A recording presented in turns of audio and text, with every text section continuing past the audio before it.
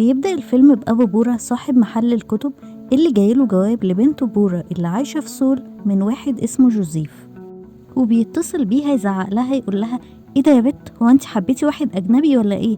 هو انت لسه بتشوفي الافلام الشمال اللي انت كنت بتتفرجي عليها وانت صغيرة؟ فهتقول له في ايه بس يا بابا، هو انا امتى شفت الافلام ديت بس؟ فهيقول لها طب ايه مش هنشوفك بقى؟ فهتقول له حاضر انا بس مشغولة شوية، وهيبعت لها فعلا صورة فيلم هي اتفرجت عليه قبل كده اسمه الحب الحرام. واول ما هتشوف صورة الفيلم هيرجع بيها الذكريات لسنة 1999، السنة اللي هي دخلت فيها الثانوية العامة وبدأت فترة جديدة في حياتها. وهنشوف صاحبتها الانتيم يوندو اللي عندها مرض خطير في القلب وهتسافر أمريكا عشان تعمل عملية خطيرة جدا في القلب. والغريبة إن يوندو هتقول لها إيه فايدة عملية القلب وقلبي خلاص اتسرق؟ لقيته يا بنت خلاص اللي سرق قلبي اسمه هيون جين، لما أنا وقعت على الأرض وجاتلي حتة تعويرة صغيرة خالص في إيدي هو بسهالي أخد قلبي، خلاص أخد قلبي. فبورا هتقول لها حب تاني؟ هو أنت ما بتحرميش؟ فاكرة الواد بتاع 5 ابتدائي ولا الواد بتاع الإعدادية ولا فاكرة حتى الممثل اللي كنتي بتحبيه؟ هو في ايه يا بنتي، ما تهدي شوية. فهتقول لها لا يا بورا المرة دي بجد، المرة دي بحبه بجد، بحبه يا بورا بحبه، بصوت ليلى علوي في فيلم حب البنات.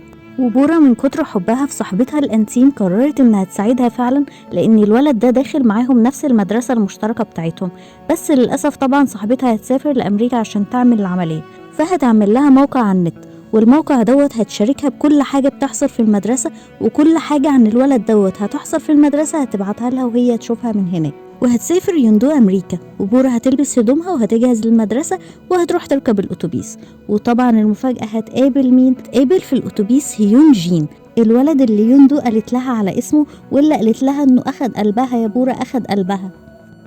ده كمان الولد هيطلع جنتل وهيقعدها مكانه في الأتوبيس، وهتفضل من أول الأتوبيس تتابع أخباره وتمشي وراه في كل حتة عشان تبعت كل حاجة عنه لصاحبتها الأنتيم. وهتبدأ كمان تسجل كل المعلومات عنه، يعني طوله ايه، بيحب يشرب ايه، بياكل ايه، بيلعب ايه، كل حاجة، اي حاجة، النفس اللي هو بيتنفسه هتكتبه عشان تبعته لصاحبتها. لدرجة انها في مرة كانت قاعدة في الفصل وشافته وهو بيلعب سلة تحت واتصاب، فبدأت ان هي تتوجع عشانه، فالمدرس راح بصلها قال لها هو في ايه؟ فقالت له بطني وجعاني قوي، انا لازم انزل للممرضة.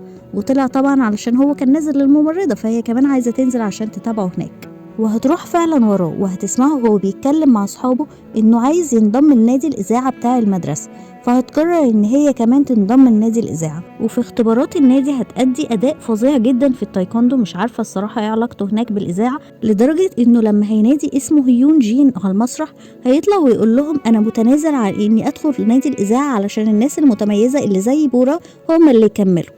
وطبعا هتزعل جدا ان هو مش هيدخل نادي الاذاعه معاها، لكن لحسن حظها هتلاقي صاحبه الانتيم موجود معاها في نادي الاذاعه، فهتقرر انها تبقى شريكته علشان تعرف كل اخبار صاحبه. وهتفضل تدور على ارقام هيوجين وهتلاقي كذا رقم، لكن كل رقم تتصل بيه يقول لها الرقم غلط او محدش هنا بالاسم ده، لغايه ما في رقم هيرد عليها ويقول لها ايوه مين. فهي هتقول له لو قلت رقمك الخاص هيكون ليك هديه وهنبعتها على عنوانك، فهو هيسمع صوتها ويقول لها بورا، وطبعا من خضتها وصدمتها هتقفل السكة في وشه وهتطلع تجري. وتاني يوم هتعرف ان وون هو صاحبه هو اللي رد عليها اليوم اللي قبله وهو اللي كشفها على التليفون، وهيقول لها بقولك ايه، هو انت عايزة رقمه؟ طيب انا ممكن اجيبهولك بس بشرط. هتقول له ايه؟ فهيقول لها انا عايز كتاب معين وانا عارف ان ابوكي عنده مكتبة وانت تقدري تجيبهولي. فهتقول له ايه الكتاب اللي انت عايزه ده؟ فهيقول لها الكتاب اسمه الحب الحرام، وهيمشي ويسيبها.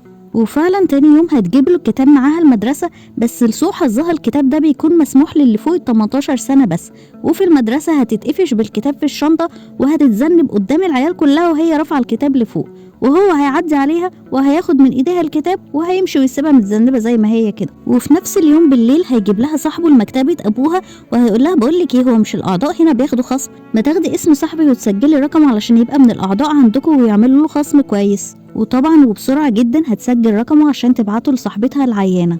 وتاني يوم هتروح مع وون هو وفريق الإذاعة علشان يعملوا مشروع تبع المدرسة، وهتفضل تسأل وون هو شوية أسئلة عن صاحبه وتقول له هو ناوي يدخل كلية ايه وهو شاطر في ايه وكل الكلام ده علشان تعرف كل الأخبار عنه. وهيديها الكاميرا بتاعته تراقب شوية الأوضاع هنا ايه، فهيلاقي انها مركزة جدا مع صاحبه وهيشوفها وهي مراقباه. وبالليل هنلاقي هيوجين بيتخانق مع واحد زعيم عصابة، وهيطلع ان صاحب الزعيم العصابة ده راحت لهيوجين تعترف له بحبها وهو رفضها، فزعيم العصابة طبعا اتضايق منه ان صاحبته بتحبه فوقفه وكان لسه هيتخانق معاه. لقينا بورا بتلحقه وبتضرب برجلها زعيم العصابة قبل ما يضربه بالإزازة على راسه، وبعدين وهو هيساعدها وهيشدها من ايدها هي وصاحبه وهيطلعوا يجروا لغاية ما هيلاقوا شوية من الشرطة وهيقفوا جنبهم عشان زعيم العصابة ده ما يقرب لهمش وما يأذيهمش طالما الشرطة موجودة. ولما يمشي بورا هتهزق هيوجين وتقول له ايه اللي انت بتعمله ده؟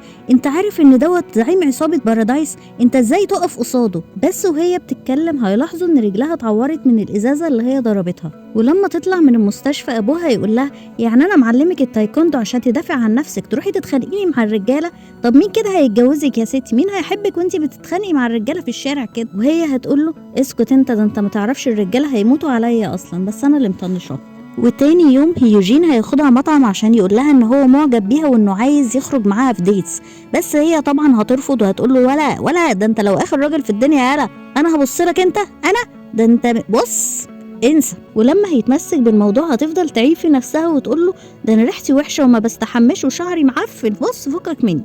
وهتخرج من المطعم وتسيبه، لكن هتنسى العصايه بتاعت رجلها وهتطلع تجري بره المطعم، فهيجيبها لها الحنين وونهو اللي هيكون شغال في المطعم ده، لان المطعم بيكون صاحبه هو ابو صاحبه الانتيم وهو شغال عنده. ولما هيطلع لها العصايه هيحاول يعالج لها رجلها ويحط لها الشاش مره تانية، وهيستغرب انها سابت صاحبه رغم انه فاكرها معجبه بيه طول الوقت ده، فهتقول له لا انا مش معجبه بيه، انا بس مهتمه بيه. فهيقول لها مش الاتنين زي بعض؟ هتقول له لا انا مش معجبه بيه، ولو اخر راجل في الدنيا انا مش هعجب بيه. وتاني يوم هتطلع رحله مع المدرسه، وهتلاقي في الرحلة ديت راجل بيبيع عصير توت، العصير ده بيعالج السرطان والخرف والقلب والأمراض كتير قوي، فهتقرر انها تشتري واحدة لصاحبتها علشان تعالجها لانها مريضة قلب. لكن هتطلع الإزازة الواحدة تمنها 30,000 من العملة بتاعتهم، فهتطلع كل الفلوس اللي معاها وبرضه مش هيكفي، هيتبقى تقريبا حوالي 10 من العملة بتاعتهم، فمين اللي هيدفعها لها؟ ايوه بالظبط كده، المهزأ هيوجين، لانه برضه مصمم انها تحبه رغم ان هي مش بتحبه، هي بتحاول تبعد عنه وهو بيقرب لها برضه. وبالليل البنات هتتجمع علشان يشربوا سوا اناناس بالبرتقال، لكن طبعا عشان هم صغيرين في السن الطعم بتاعه هيبقى غريب لدرجة ان هم مش مستحملين طعمه، فهيقرروا ياخدوا من العصير بتاع بورا ويحطوه عليه، وهيقولوا لها هناخد شوية بس صغيرين وصاحبتك مش هتاخد بالها ان احنا خدنا حبة. لكن لما يتسطلوا طبعا مش هيحسوا بنفسهم وهيخلصوا الازازه كلها، وبورا هتكون اكتر واحده كمان اتسطلت، فهتقرر تطلع تهزأ هيوجين لانه كان في الدور اللي فوقيها، فصاحبتها هتقول لها لا مش هي الاوضه دي، وبرضه هتكمل تخبيط عليها وهتطلع اوضه وونهو. لكن فجأة هيجي مشرف الرحلة، وطبعا عشان الطلاب بيخافوا منه هتهرب بسرعة مع وونهو وهيدخلوا في أي أوضة يقابلوها قدامهم، ومن كتر ما هي مسطولة هتحط إيديها بالراحة على وش وونهو، وهتصحى تاني يوم مش فاكرة أي حاجة حصلت. وبعدين وونهو هيديها عصير بالعسل علشان تفوق من اللي هي كانت فيه امبارح، وهتفضل مراقباه على البحر ومتابعاه، وهيجيلها هيوجين ويقول لها ايه ده؟ هو ده السبب اللي انت سبتيني عشانه؟ يعني انت مش عايزة تصاحبيني عشان بتحبي صاحبي؟ وهياخدها تتصور مع صاحبه، وهيفضل كل شوية يقرب منها في الصورة وهي تقول له يا عم بقى يا عم ابعد، فهيجي صاحبهم التالت وهيتصور معاهم، وهتاخد الصورة دي وتبعتها الجواب لصاحبتها يوندو في أمريكا، وهتبدأ كل يوم تحس بمشاعر ناحية وونهو، لغاية ما في يوم هيجي يقول لها انه اشتغل في محل الايس كريم اللي قدام المكتبة بتاعت ابوها، وطبعا دي حاجة هتفرحها جدا لانه هيفضل قدام عينيها طول اليوم في المدرسة وبره المدرسة، وهتفضل مراقباه وهتعيش حلاوة البدايات بقى شوية، لدرجة انها في يوم هتثبت اخوها وتقول له هتلعب معايا، انا هتلعب معايا في الشارع، وكله عشان هو يشوفها وهو مروح البيت وهي واقفة في الشارع وبتلعب مع اخوها. بس ابوها وامها هيفضحوها ويقول لها هو انت يعني من امتى كنت بتحبي تلعبي مع اخوكي؟ ما تطلعي تخمزي يا بت، وهيجيب لها ايس كريم تاكله هي واخوها، فهتغمز لاخوها وتقول له ولا يلا شوف امك عايزاك. وبعدين هيبتدوا يتكلموا سوا، فهيحكي لها ان هو كمان عنده اخ عنده 5 سنين، فهي هتقول له ايه ده بجد انا نفسي اشوفه، فهيقول لها وانا كمان، فهي هتقول له ايه، فهيقول لها هو انت بتحبي البرقوق؟ وهو بيتمشى معاها لشجرة البرقوق هيقول لها ان ابوه من كوريا لكن مامته من نيوزيلندا، وابوه ومامته انفصلوا من قريب، لكن عنده اخ عنده 5 سنين عايش مع امه في نيوزيلندا، وهي اول ما هتشوف البرقوق هتجري عليه وتاكله كأنها ما كلتش قبل كده، وهو من كتر اعجابه بيها هيفضل يصورها، واول ما هيجي يقرب منها هتقع على راسها برقوقة، وهياخدها يوصلها البيت، واول ما يوصل على باب البيت هتقول له تيجي تتفرج معايا على فيلم يوم الجمعة؟ ولا اقول لك لا بلاش بص انت لو عايز قولي. فهيروح مقرب منها وبايسها ويقول لها تمام اشوفك يوم الجمعة. وهترجع البيت تكتب على الموقع بتاعها هي وصاحبتها ان هي خلاص وقعت في الحب، وهتقول لها ان اسم الشخص اللي بتحبه هو وون هو. وهتبدأ بقى تعيش حلاوة البدايات وتهتم بنفسها، وهتلاقي ان كل لبسها لبس صبياني خالص. فهتقول لامها ماما هو فين اللبس بتاعي، هو مفيش لبس عادل عندي خالص. فهتقول لها ايه يا بنت انت اتجنيتي ولا ايه، ما ده اللبس اللي انت مختاراه. فهتقرر تروح تشتري لبس جديد عشان تخرج معاه يوم الجمعة. لكن وهي جاية هيقابلها هيوجين اللي هيغلس عليها وهياخد منها شنطة الهدوم، وهيقول لها تعالي ناكل ايس كريم سوا، وهياخدها لنفس المحل اللي شغال فيه وون هو. فهيجي يديها منديل وهيقعد معاهم على نفس الترابيزة، وهي هتكمل اكل ولا كأن في حاجة ولا كأن الاتنين دول قاعدين قدامها اصلا. وفجأة هتيجي من بعيد صاحبتها يون دو اللي كانت في امريكا بتعمل عملية القلب، وهتجري عليها وتحضنها ويقعدوا يعيطوا هما الاتنين سوا، وهتعرفها عليهم هما الاتنين وبعدين هتاخدها معاها لبيتها. ويون دو هتقول لها انا ما كنتش متخيله ابدا ان هقابل هيوجين في نفس السرعه دي. وهتقول لها ده حتى وهو لابس لبس محل الايس كريم وشكله زي القمر عسل. فهتقول لها ايه ده انت قصدك وون هو؟ يا بنتي وون هو اللي شغال في محل الايس كريم مش هيوجين. وهتطلع لها الصوره اللي هي بعتتها لها وهي عامله قلب على صوره وون هو، وهي فاكره ان هو ده هيوجين اللي جالها في اول الفيلم. وهتقول لها معقول يا بورا بتعملي بحث كل دوت عن الشخص الغلط؟ فهتفهم كده ان صاحبتها بتحب نفس الشخص اللي هي وقعت في حبه. وفي نفس اليوم بالليل هتقرر انها تعترف لها ان وون هو الشخص اللي هي بتحبه مش الشخص اللي هي كانت متابعاه علشانها. لكن اول ما هتبدأ كلام وهتحاول تقول لها ان الشخص ده هي بتحبه، هتشوف الجرح اللي موجود في قلب صاحبتها. فهتقرر انها تقفل الموضوع وتسيبه لصاحبتها علشان هي ممكن تقدر تستغنى عن اي حاجة في مقابل صداقتهم هما الاتنين. وهيجي يوم الجمعة اللي المفروض تروح معاه عشان تشوف الفيلم، لكن هتبعت صاحبتها بدلها. ويون دو هتقول له انا بورا بعتتني عشان هي مش فاضيه دلوقتي. وبالليل هترجع تحكي لها على اليوم بتاعها وهتقول لها ان هو شخص لطيف جدا ودفع لها الحساب وكان بيبتسم لها وحاجه اللي هو عسل عسل. وبعد ما صاحبتها تنام هتخرج بره عشان تتصل بيه وتعتذر له. فهيقول لها هو انت بتتصلي من تليفون عمومي؟ فهتقول له اه. فهيقول لها هو التليفون ده قدام بيتك؟ فهتقول له اه. فهيقول لها طب عدي لغايه 10 وانا هبقى قدامك. وفعلا هيظهر قدامها وهيروح يقعد معاها وهيقول لها ان هو اشترى موبايل جديد وهيديها النمرة بتاعته. لكن هي هتقول له بص انا ما جيتش النهارده عن قصد الصراحة، انا اسفة بس انا مش بفكر فيك بالطريقة دي. وهتسيبه وهتمشي. والولد طبعا هيتصدم وهيطلع كان مجهز لها جواب بيحكي فيه كل حاجة من اول يوم هو شافها فيه. أول مرة هو شافها كانت في مكتبة أبوها لما كانت بتسرق كتاب الحب الحرام من ورا أبوها، وهي طبعا ما كانش طايلاه عشان كان في رف عالي وهي أزع. فهيروح يجيبهولها ويديهولها فهتاخده من ايده وهتطلع تجري بعيد. وتاني يوم شافها فيه كان لابس الجاكيت بتاع صاحبه القديم، عشان كده هي فهمت ان ده الشخص الغلط. وبعدين شافها عند الممرضة لما هي كانت رايحة تراقبه وافتكرت ان هو ما شافهاش ولا حاجة. وكل المواقف دي حصلت وهي ما كانتش عارفة اي حاجة، وهو كان فاكرها معجبة بصاحبه. لكن جه اليوم لما كانت مسطولة وراحت له الأوضة وقربت له وحطت ايديها على خدوده، وساعتها قالت له انت عينيك حلوة ومناخيرك حلوة وشفايفك حلوة، هو انا شكلي معجبة بيك ولا ايه؟ وتاني يوم صحيت ناسية كل كلمة هي قالتها. ووقتها عرف ان هي بتحبه هو مش صاحبه، فكتب لها الجواب دوت علشان يقول لها انه مضطر يروح نيوزيلندا لفترة وهيرجع مرة تانية لكوريا. لكن طبعا لما هي سابته ومشيت هو رمى الجواب في الشارع وخلاص فقد الامل. وبعدين يوندو هتجهز رحلة للمالية عشان تقرب فيها لوون هو، وطبعا بورا وهيوجين هيروحوا معاهم. فبورا هتحاول دايما تبعد هيوجين عنهم علشان يقدروا ان هما يتكلموا سوا ويقربوا لبعض عشان تساعد صاحبتها. وهتاخده عشان تركب قطر الموت لان صاحبتها طبعا عندها مرض في القلب ومش هتقدر تركب، وهتسيب وون هو معاها. لكن وون هو هيقول لها انا اسف بس انا عايز اركب معاهم قطر الموت. وهيروح وهيرجع مكانه هيوجين. فهتقول له انت ما ركبتش معاهم ليه؟ فهيقول لها لاني وون هو قعد مكاني بس ربنا يستر ويرجع كويس. فهتقول له يعني ايه يرجع كويس؟ هيقول لها اصل هو عنده خوف من المرتفعات. هتقول له خوف من المرتفعات وركب قطر الموت؟ فهيقول لها اه لان هو معجب ببورا وعايز يركب معاها. فهتفهم ان بورا كده خانتها مع الشخص اللي هي بتحبه. وبورا فوق هتقول له هو انت ايه اللي ركبك طالما بتخاف من المرتفعات؟ هيقول لها لاني عايز اكون معاكي. وهيفضل ماسك ايدها طول اللعبه لان هو خايف طبعا. ولما ينزل هيقول لها بورا انا عايز اقول لك حاجه قبل ما امشي، انا خلاص راجع نيوزيلندا. فهتقول له بجد؟ طب كويس علشان تشوف اخوك، مش انت كان نفسك تشوف اخوك؟ فيقول لها يعني انت شايفه انه كويس؟ قالت له اه انت اكيد اخوك وحشك. والبنات وهم راجعين صاحبتها هتقول لها هو انت مش عايزه تقولي لي حاجه؟ فهتقول لها يعني هتقول لها انت كنتي بتكدبي عليا طول الوقت دوت وانت بتحبي وون هو، انت ازاي تعملي معايا كده، ازاي تكدبي عليا كل ده؟ فهتقول لها انا معرفتش اعمل ايه، انا ازاي كنت هقولك ان انا بحب الشخص ده؟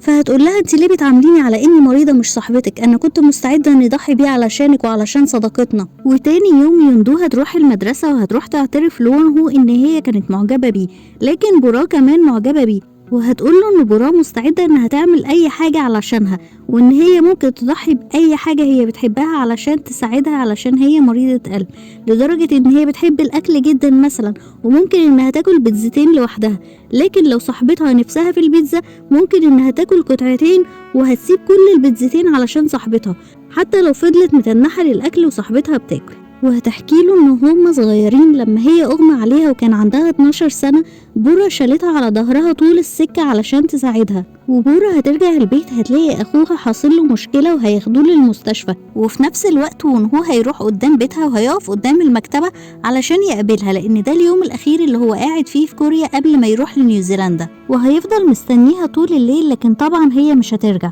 وهتروح المدرسة تاني يوم وهتعدي قدام صاحبتها من غير ما يتكلموا، وفجأة صاحبتها هيغمى عليها، فهتشيلها وتنزل بيها بسرعة جدا عشان تروح للممرضة، وفجأة هتقول لها نزليني نزليني، انا مفيش حاجة، انا كنت بمثل عليكي، روحي بسرعة الحقيقة لانه خلاص مسافر وهيوجين مستنيكي تحت وهو هيوصلك. وهيوصلها فعلا لمحطة القطر، واول ما هتشوفه ان هو هتبدأ تعيط وهتقول له انا اسفة ان انا ما جيتش الفيلم، واسفة اني دايما كنت مشغولة عنك، واسفة اني كلت برقوق كتير من البرقوق بتاعك، وحتى لما قلت انك مسافر وانا عملت ان مش فارق معايا الموضوع، انا كنت بتقطع من جوايا وزعلانة، ولما قلت ان انا مش معجبة بيك انا كنت بكذب، انا اسفة.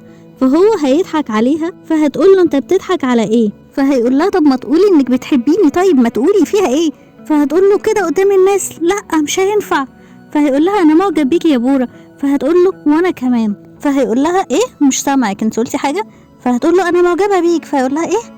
فهتقول له انا معجبه بيك، انا معجبه بيك بجد. فهيحضنها وهيوعدها ان هو هيرجع بسرعه، واول ما هيركب القطر ويخبي وشه عنها هيبدا يعيط وهي كمان هتعيط، وليله سودا. وهيفضلوا يبعتوا رسائل زي ما كانت بتتعامل مع صاحبتها لما سافرت امريكا، وهيفضلوا كده لفتره طويله لمده 2 مثلا، وبعد 2 هتقرر تتصل بيه على الرقم المحمول، لكن هتلاقي ان هو ما بيردش، وهتفضل تتصل وهو ما بيردش لمده طويله لغاية ما هتخلص المدرسة وهتقدم على الكلية اللي كانوا بيحلموا انهم يدخلوها سوا، لكن برضو مش هتلاقيه هناك وهيكون مختفي، لدرجة ان مامتها هتقعدها مع عرسان عشان تتعرف عليهم وترتبط بحد وخلاص، وهي فعلا هتحاول تعمل موف اون لانه بقاله سنين مختفي، وهيجي فعلا ولد لذيذ وهيقعد معاها وهيتعرف عليها ويقول لها ان هو اسمه وون هو.